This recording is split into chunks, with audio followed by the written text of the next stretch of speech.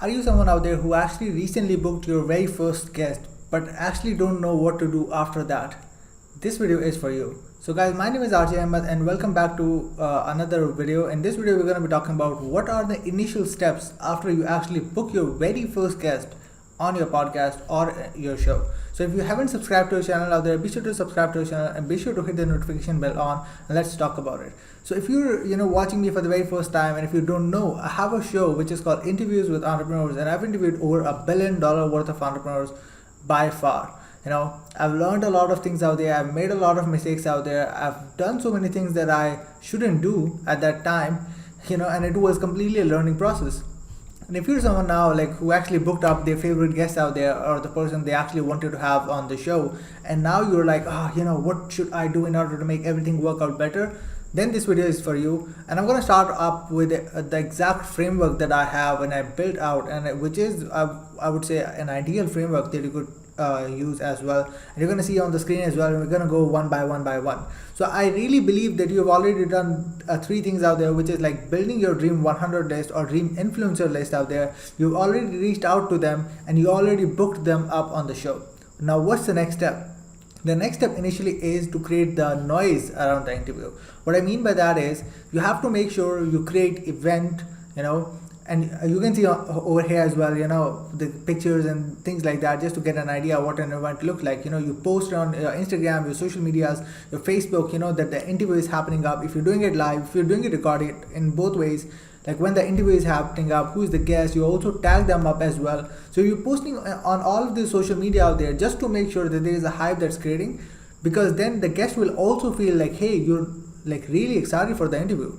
It's not just by by saying that you were excited, you were actually excited and you're putting your effort in order to get that guest onto your show, which is amazing. So that's the initial 4th step, I would say, because the 3 step I believe that we already done. So creating the noise around the interview. Then you have to make sure go and setting up for the interview out there. One of the common thing out there that you should do is to make sure the barrier entry for your guest to get on your show should be as easy as possible. For that, I always make sure I get them booked on my calendar, or I book them on their calendar as well. Then I book them up. I make sure I create a broadcast earlier on StreamYard. If you don't know, StreamYard is a streaming app where you do online live streaming as well. If you haven't checked out the video I created, you can check it out, or you can sign up for StreamYard for free. Link is in the description down below. You can check it out.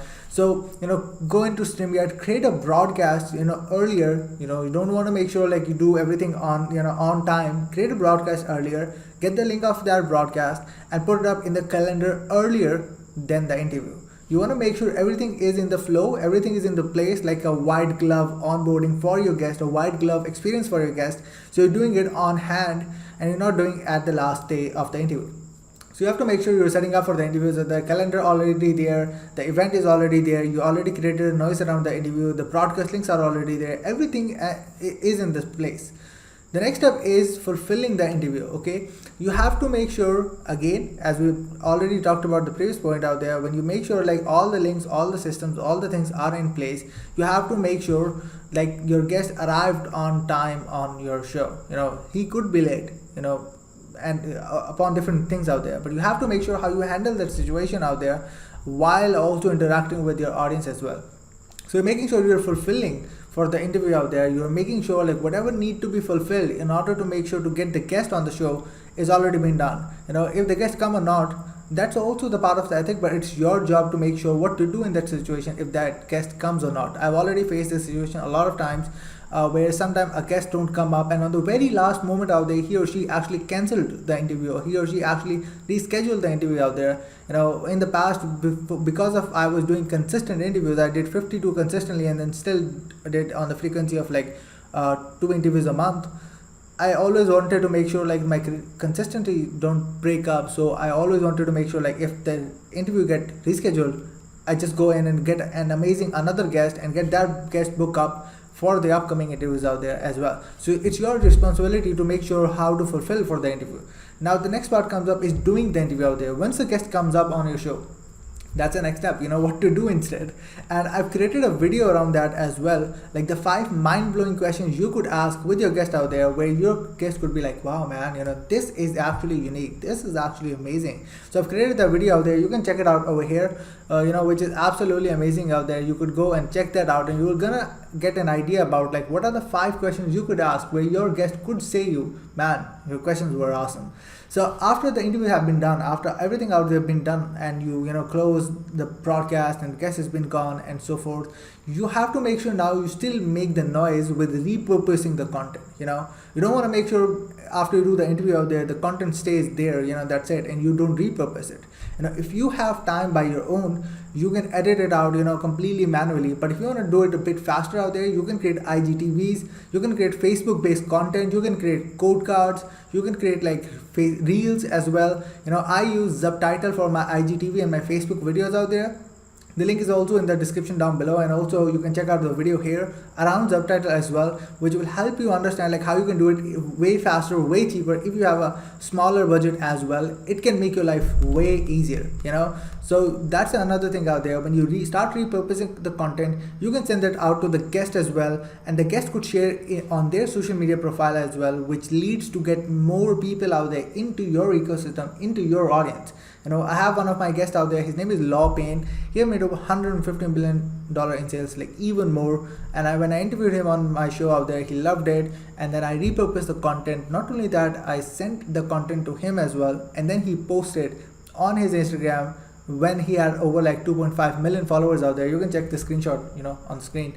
And now he have like over 3 million followers out there. Not only that, he also shared it on his YouTube channel as well. It got me a lot of traffic organically through on my YouTube channel, on my Instagram, on my Facebook, which was amazing. So don't forget to repurpose the content out there, regardless whatever your budget is. If you want to devote more time, do it. If you want to hire someone, do it. If you want to use tools like Subtitle, go and do it. So don't waste your time out there, and don't miss the opportunity. The last thing I would say is repeat the process.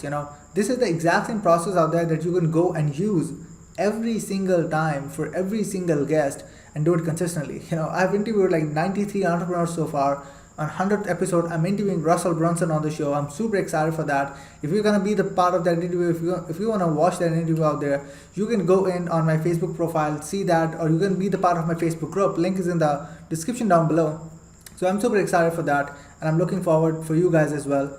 So I really wish you best of luck. And if you're someone out there who still want to learn like, hey, how can I start out, and you're a completely newbie, how can I start a new show, there's a link out there down below, which is a free challenge I have done. It changed a life of a pretty good amount of people out there. Not only that, if you want to learn like directly with me, like how I can help you out with the setting up your high ticket show, podcast, and everything out there as well, there's a link for that as well of my course, which is High Ticket Show Accelerator. But if you're someone who is like multi 6, 7, 8 figure entrepreneurs, who's like, I want to have all of those things done, but I don't have time to do that, we have a 100% done for you offer as well. You can click on the comment section or in the description down below to see if you're a good fit. Just book up a call, and me or my team will handle you, and would love to have you on. So yeah guys, thank you so much for watching out there, and I will see you guys in the next one.